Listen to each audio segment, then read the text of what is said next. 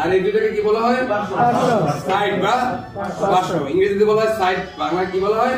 পার্শ্ব, নাকি? এই না, বোঝা গেল? আচ্ছা, এখন আমরা এই ত্রিকোণী ব্যান্ডেজ দিয়ে কি করতে পারি? যে সিলিং ব্যবহার করা হয় না, সিলিং দেয়। সিলিং কি জন্য দেওয়া হয়? সিলিং কাকে বলে? সিলিং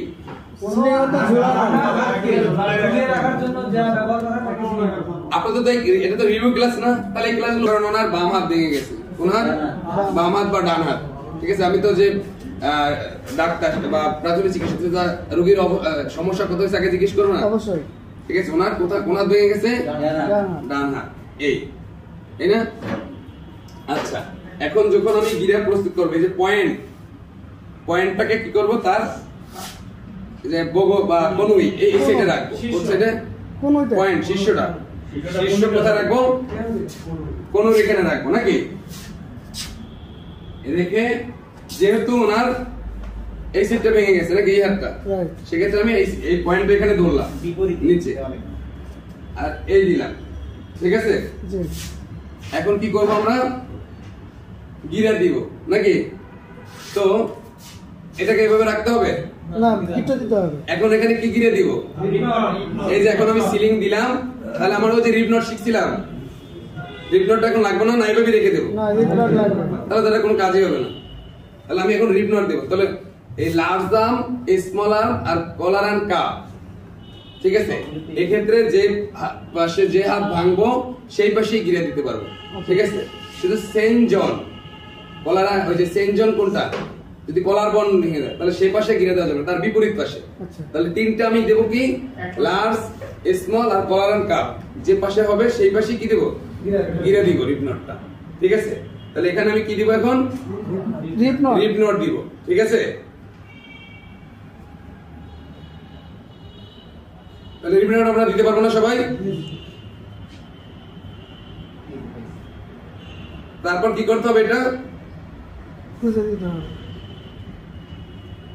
এটা আমি ড্রেসিং করে দিব ভালো করে, নাকি? যে কোনো কাজের একটা সৌন্দর্য আছে না, এই ক্ষেত্রে এই যে আঙ্গুলগুলোকে আমরা যে পিএমএস চেক করি, নাকি? সোজা করে দেব, এই বের করে রাখার পরে এখন আমরা আরো সফট ব্যবহার করব। কি জন্য? যাতে নড়াচড়া না করে। এজন্য আমরা কি করতে পারবো? এখন এক্সট্রা কাপড় দিয়ে সফট ব্যবহার করব, নাকি? এটাকে যে এটা কি ভাঁজ বলা হয়?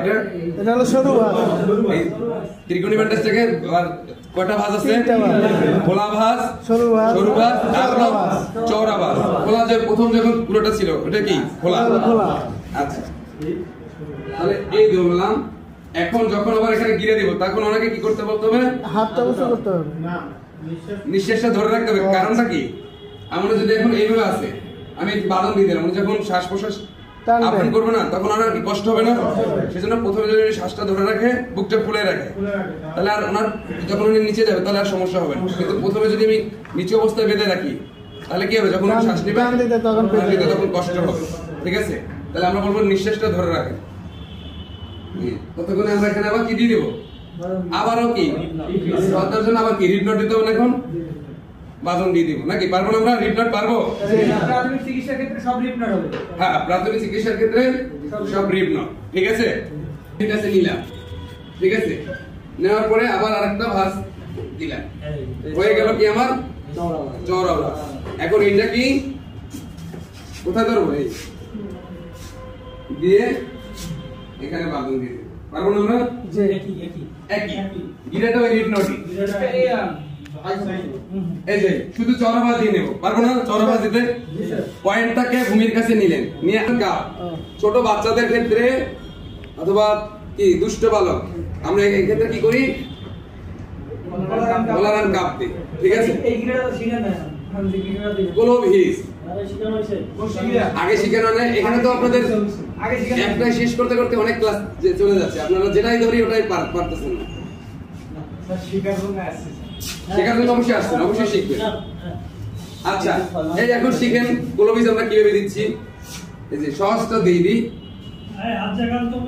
এই কবজির এখানে আমি এই যে রাখলাম, যেখানে ভাঙছে বর্ষিকিরা এখানে একটা আরেকটা প্যাচ দিলাম, দিছেন, দিয়ে এই মাথাটাকে এই এখান থেকে নিয়ে আসবো। কে কে পারবেন না? পারবো। কই এই গিরার সামনেটাই বেশি বার, কিন্তু নাম কি এই এখন কি করব? এর গলায় বাঁধি দেব। এই গিরার নাম গোলক হিস, গোলক হিস। আমরা ওইখানে লেখা আছে যে ব্রাঞ্চ পাইপকে কাজ করার সময় ব্রাঞ্চ পাইপকে উপরে ইনজুর্ড হয় সেক্ষেত্রে আমরা তাকে কি কি ব্যান্ডেজ দিয়ে কি সিলিং দেব এখানে? সেন্ট জন সিলিং। সেন্ট জন সিলিং। আচ্ছা, তাহলে প্রথমে মনে করি যে ওনার যদি ডান হাতটাই হয়েছে এখানে, ডান কলার বলে, তাহলে হাতটাকে এইভাবে নিলাম, ঠিক আছে? নেওয়ার পরে এই যে ভূমির একাংশ ভূমি এখানে রাখলাম, ঠিক আছে? তারপরে কি করতে হবে?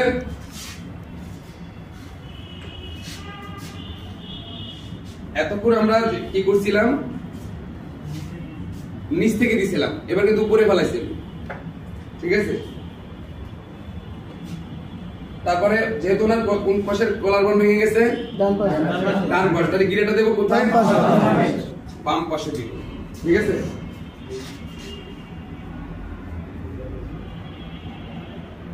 এখানে ওই যে রিপ নোট গিরে দিয়ে দিবেন, পারবেন না সবাই? হ্যাঁ, একদম সিম্পল।